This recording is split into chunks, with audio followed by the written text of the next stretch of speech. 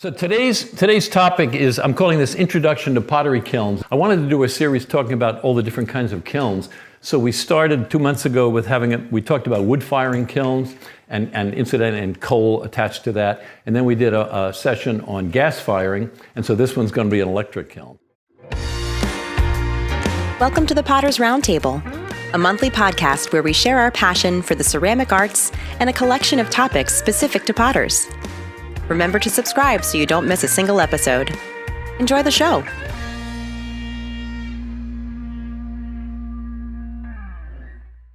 So I'll say some general features of electric kilns.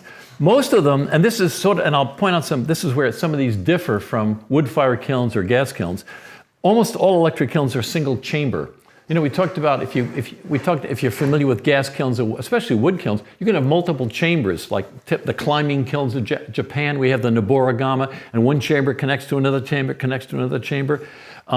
Electric kilns are basically a single chamber. You don't have multiple chambers. And they're all basically some kind of box with a metal frame. If you notice, you don't see arch designs with electric kilns. They're all basically some kind of a box. One of the reasons is because they're for indoor use. You really can't have electric kilns sitting in, not very practical, in an unprotected shed or an unprotected facility outside. They need to be protected. And as I mentioned before, the size of the box or the size of the kiln is limited. They can be long, but you can't it wouldn't be practical to make an electric kiln as big as this room for production. That's why they go to tunnel kilns or something, rather than just making bigger and bigger boxes.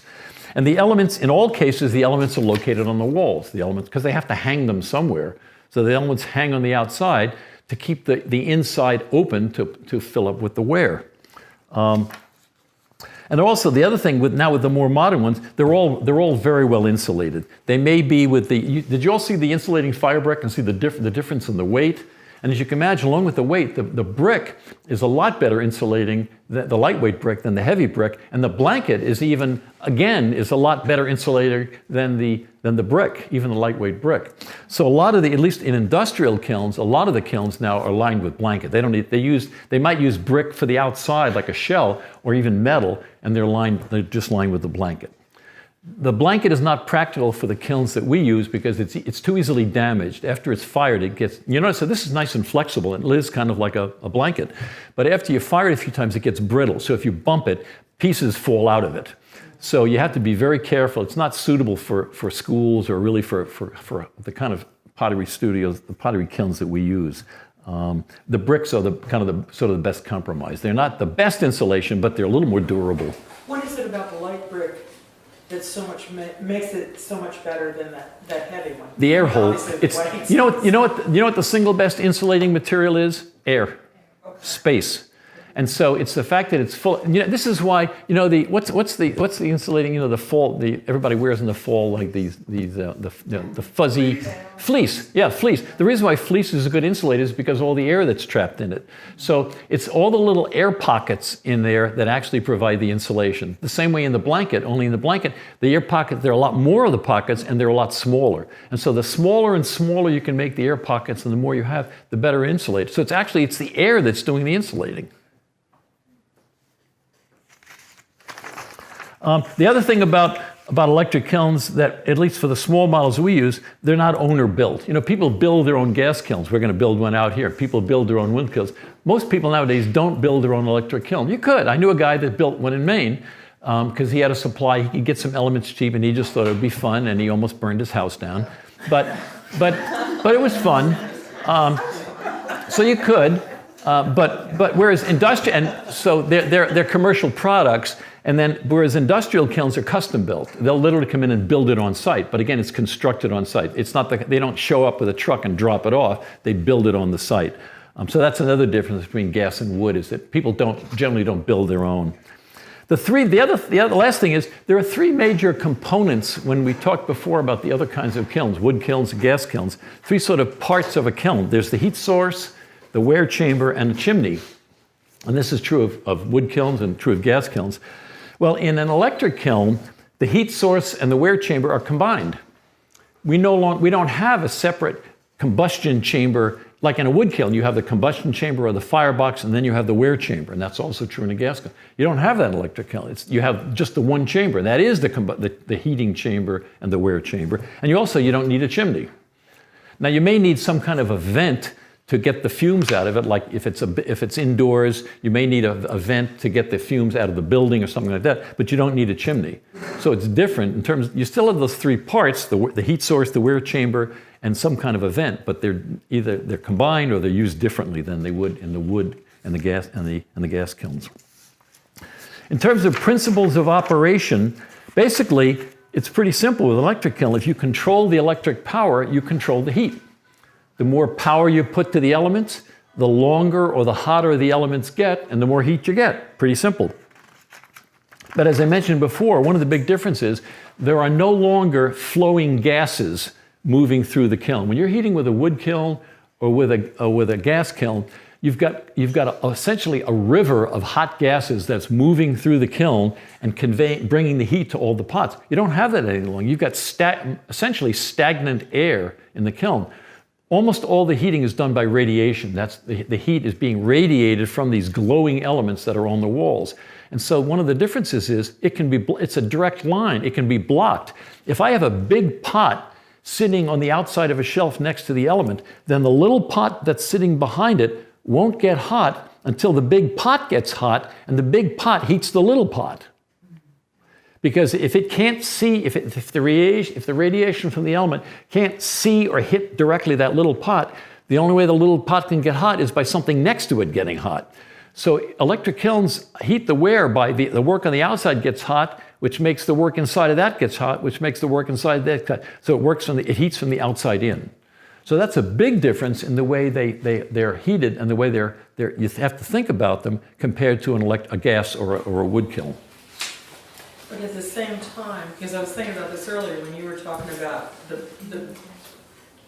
heat sources coming from different places, aren't the ones on the outside then getting hotter than the big object in the center? Yeah, the hottest thing in the kiln are the elements. Right. The hottest thing in the kiln. The elements are the hottest thing in the kiln. So technically, are they firing to a different, what's in the center, would that end up firing to a different temperature than if you had a plate out here, then you had a heavier vase in the center? The answer is yes. They are. Technically, they are. Because the ones on the outside are hotter longer.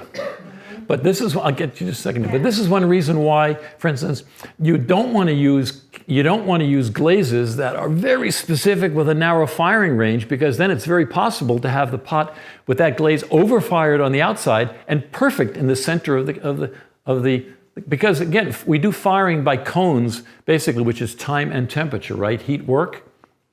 That's what we fire by, and that's what the clay and the glazes respond to. So it makes sense that a pot that's sitting on the outside of the shelf is seeing heat a lot longer than the pot in the center. So technically, that pot is getting more heat work than the one in the center. So if I have a glaze that's very specific firing, it can get overfired out here and be perfect in the center, or be perfect on the outside and be underfired. So that's a reason why you want to fire more slowly to allow the temperature to even out, and you want to have glazes that have a little bit of a range to them so that you don't see that difference.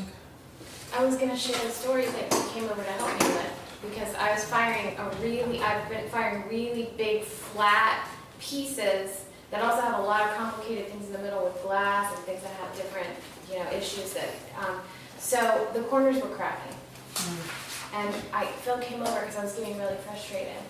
And so now I haven't fired a big one because it's not something that you can really test fire, like with tiny little things, because the whole problem is it's big. So I'm just getting ready to fire another big one, and I built walls to go around the outside with a separate piece of clay to try to do exactly what he was saying you don't want to do with the big pot and the little pot. I actually want it to happen because I need the center, the glass to. Makes sense. Yeah, because it's big and flat. Yeah, yeah, and so whatever's closest to the elements is going to heat up first, and it's going to be heated longer. So, first, we're continuing with the small studio kilns. There are two types of power control that we have commonly, manual and automatic. And the manual are basically this, and this is what they when they first started out with electric kilns. You basically had on-off switches. This is a control panel from a really old electric kiln. This is a Crest kiln, and if you notice, it looks like it had 3 wall switches in it. Like that's what it had. It had switches that just turned an element on and off. It had three different rings, and you could turn 1 on, or 2 on, or 3 on, and that was the full. This is the complicated control panel. So the first ones were simply that. They'd have a series of rings, and when you wanted to turn the kiln on low, you'd turn 1 ring on, and when you wanted to get a little hotter, you'd turn 2 of the rings on, and when you wanted to get hotter, you turn 3 of the rings on, and that was all the control you had. And so when you think about that, as well. Okay, suppose I want to turn 1 ring on. Which one do I turn on first? The one on the top, the one in the middle, the one on the bottom? Because it's not going to heat uniformly, obviously. If I turn on the bottom one first, then the top's not going to get as hot and vice versa. So that was part of a problem with, you didn't get very uniform heating with this system. Okay? But this was the earliest kind of control. So then these are just on-off switches. Then what they did, they developed a kind of switch that actually sort of had a built-in timer. And you'll see them, and they have like a range on them, and they're called variable or infinite. Actually, they call them infinite switches. But it goes to like not just. Well, they also had ones that went like low, medium, high, and then they went to ones that were like 0 to 10 or different settings on them. And they basically had a built-in timing mechanism in it. So what it did was, when you turned it to a certain number, the power came on for a certain period of time and then turned off.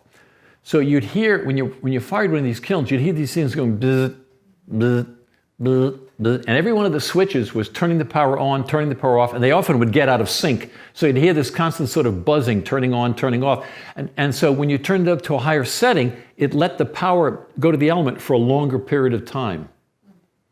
So if you were just turning it on low, it would kind of just click the power on, click the power off, just barely get them warm.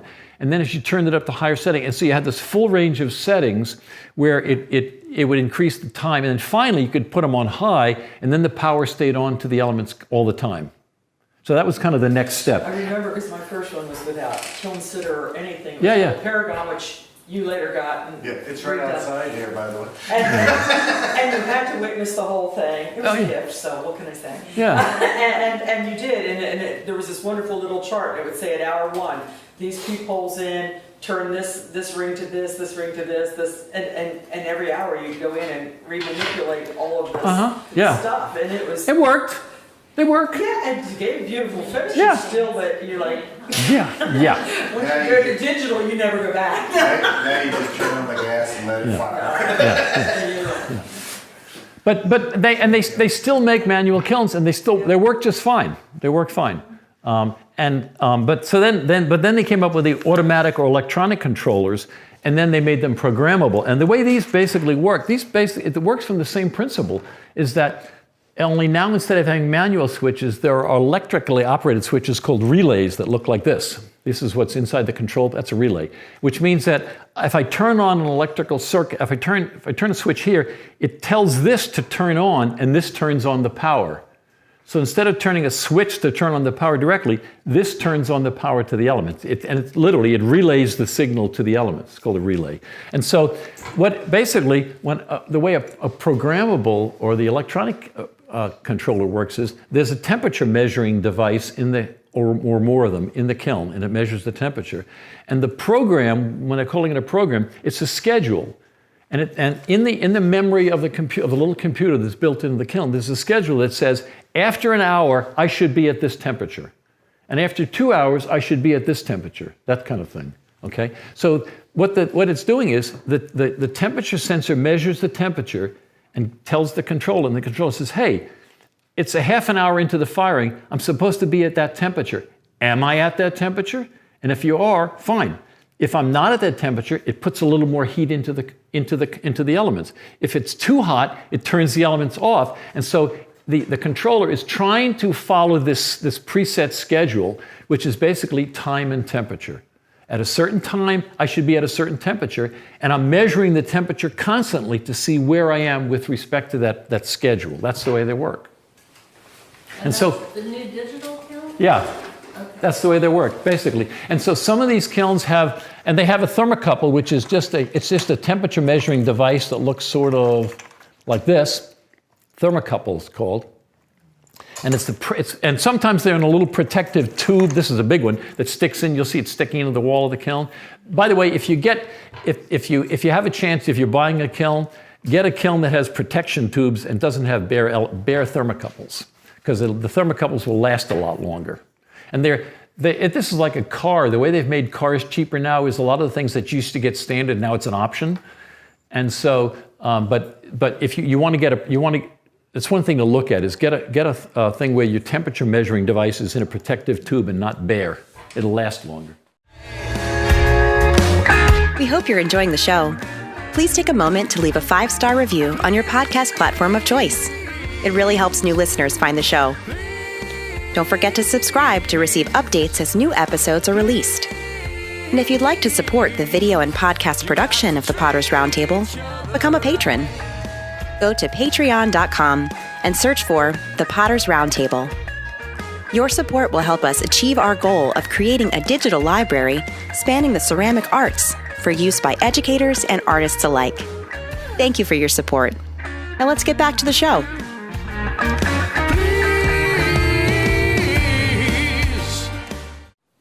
There's a temperature offset though when you have that. Well, there is with all of them anyway. There should be. Yep. Which doesn't matter because you shouldn't be firing by temperature anyway. You should be firing by cones, which we'll talk about. Yeah. Is there ever a shelf life on extra parts? Because that is the one thing I have learned from owning a kiln is buy all your extra parts. Yeah, no, well, if you're getting ready to buy one, buy extra parts, because if you're ever in a hurry and you don't have parts. yeah, and most of the companies are pretty good as far as stocking parts, and there aren't that many. But if you want to have it on hand and you don't want to be out of commission for a while, then yeah. But anyway, but that's the way the electronic controllers work. Is essentially it's still the same idea. Is that they're turning up the power to the elements and they're turning it up for a certain period of time. But the way they know how much to turn it up is what the temperature is compared to what they think it's supposed to be. So you can think of a firing schedule as kind of a graph, and this is in fact what they've got sort of built into the programmer. If this is temperature and this is time, a certain firing will look like that. And so they know that after 2 hours, I should be at that temperature. And so after 2 hours, the temperature that is recorded and goes to the controller, it compares that to this sort of list that it has. And it says, well, am I higher or lower or right on that temperature? If I'm higher than the temperature, it turns off the heat because I've overshot. If I'm lower than the temperature, it puts a little more heat into the elements. And if I'm right on, it just keeps on going. So it's constantly checking what time, what temperature am I? What time, what temperature am I? That's the way they work. And so an important part of these electronic controllers, if your temperature measuring device, your thermocouple, isn't working properly, the controller is useless. It's blind, basically. And it will go to error. Yeah, yeah. So what's the optimal distance for a pot between the pot and the thermocouple? Because if it's really close or far away, it will measure. At least an inch, I'd say, at least. I mean, I can talk about this later, but when I talk about loading, but one of the things I as a general rule, what I usually say is I don't have any pots hanging over my shelves. If you notice most shelves, you end up with maybe an inch or so between so you can get your fingers to load them. I just say I don't want any pots hanging over the shelf. And if you do that, then you're not too close. You're not too close to the wall. And I've seen studios where, because of either schools or like community studios where there's a lot of pressure to get pots through, and so they'll pack the pots into there, which, and for bisque firing, it doesn't do a lot of harm.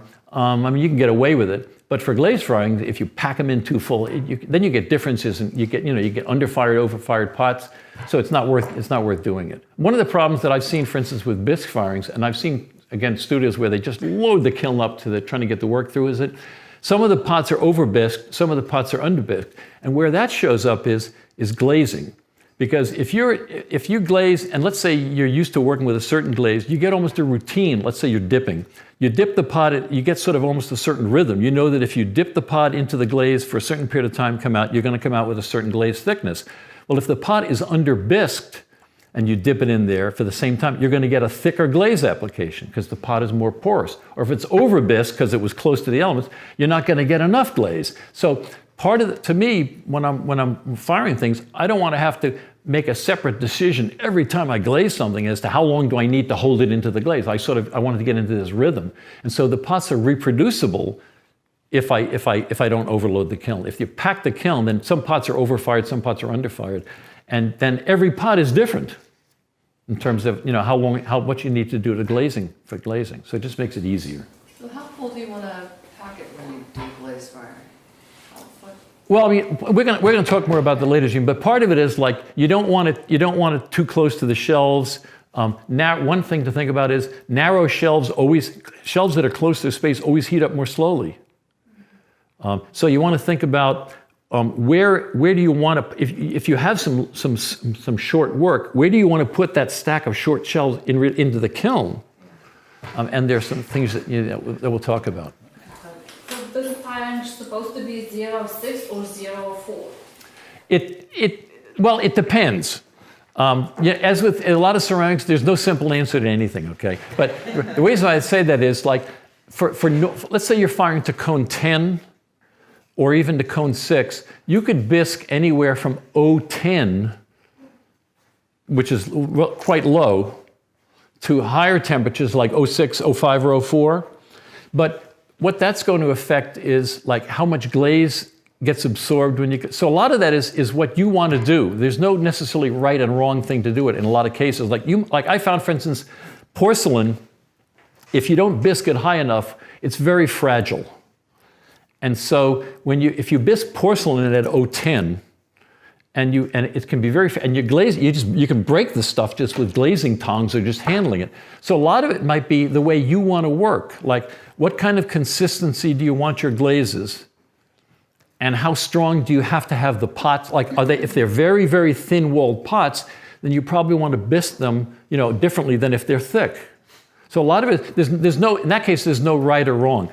The other side of that is, if you're doing earthenware, which is low fire, then you probably want to bisque to 0.4. Because with earthenware, you want to bisque fire higher than you glaze fire. So Phil, let me ask the question differently. What do you bisque to here? I bisque to 0.6. Okay. For me, I found 0.6 is a nice compromise because it makes things, and regardless of what temperature I'm firing to, unless I'm doing earthenware. If I'm doing earthenware, I do 0.4. But for cone 6 or cone 10 or anything else, I bisque to 0.6 because I found it pretty much works for all types of clay, because different clays get stronger when you fire them than others. It works for just about any. So I found that's a nice compromise, 0.6. That answer your question? Okay.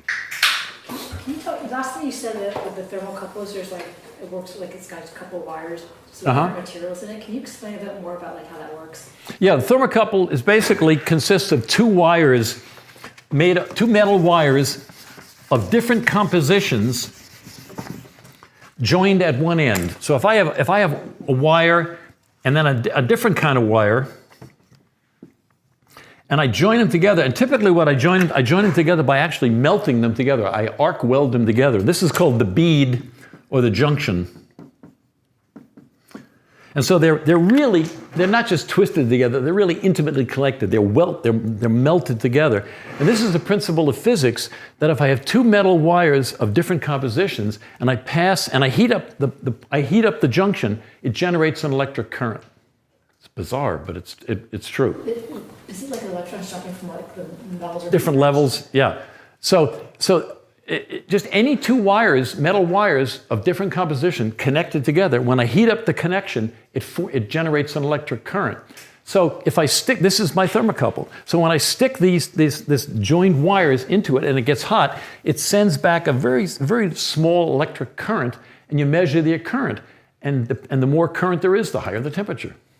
And depending on what these wires are made out of, you get different amounts of current. So there's a whole different sort of set of tables, depending on what the pairs of wires are, that correlates to temperature. But you're measuring current, and that current represents a certain temperature.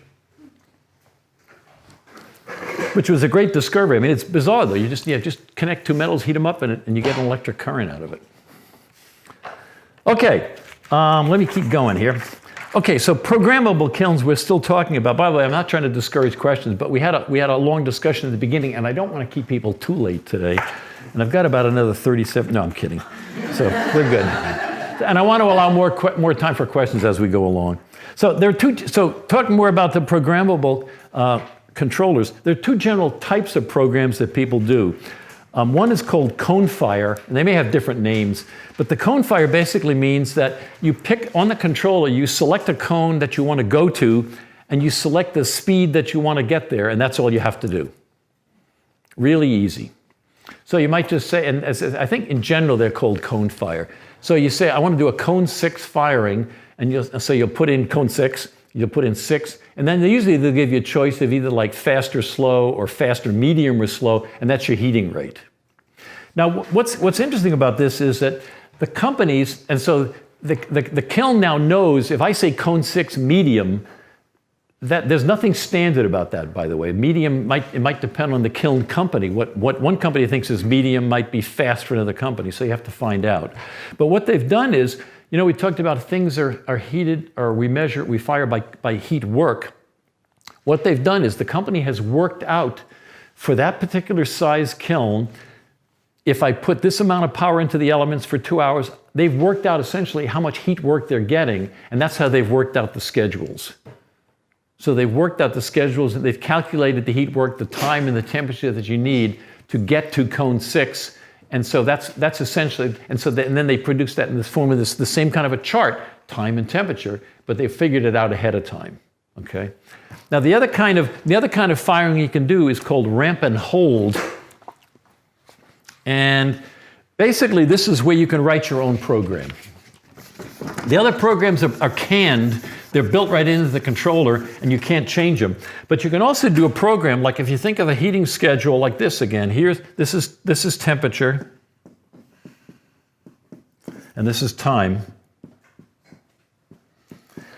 What you can do is you can break down, and I showed you this curve before that represents sort of the heating rate. You can break it down into small segments, and you can write your own program for what you want those segments to be. So I can say that for the first segment, I can say, okay, I want the kiln to heat up to a certain temperature, whatever that is, and then I want it to stay there for a certain period of time, and that represents one segment. And so when you write these programs, they say you can create a certain number of segments that make up the program. So I can make up a program that essentially looks like this. And so in each one of these segments, I say, how fast do I want it to heat up? What temperature do I want it to go to? And how long do I want it to stay there before it moves on? That's one segment. And typically the programs, depending on the manufacturer, will say you can write up to 8 segments or 10 segments or 12 segments, whatever they've allowed for in the program. And so you can build your own program. And you might be able to say, well, I'm doing a really weird firing, and I don't want to fly right past a certain temperature. I want to go up to a certain temperature. I want to stay there for a while.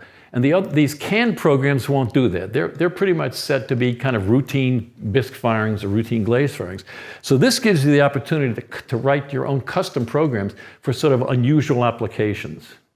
The other thing that this is really nice for is now I can do controlled coolings, because controlled cooling is really difficult with a manual kiln, because you can't. You know, you can turn down some of the things, and then you have to watch the temperature, and and then if you get too cold too fast, you got to turn it back on. Well, I can just as easily program it to come down at a certain rate to a certain temperature and stay there for a while, and then down to at a certain rate to another temperature and stay there for a while. And then I can say, okay, now when I'm done, and now you can just cool off at the natural rate. So one of the things that controllers have really done is they've really popularized crystal glazes.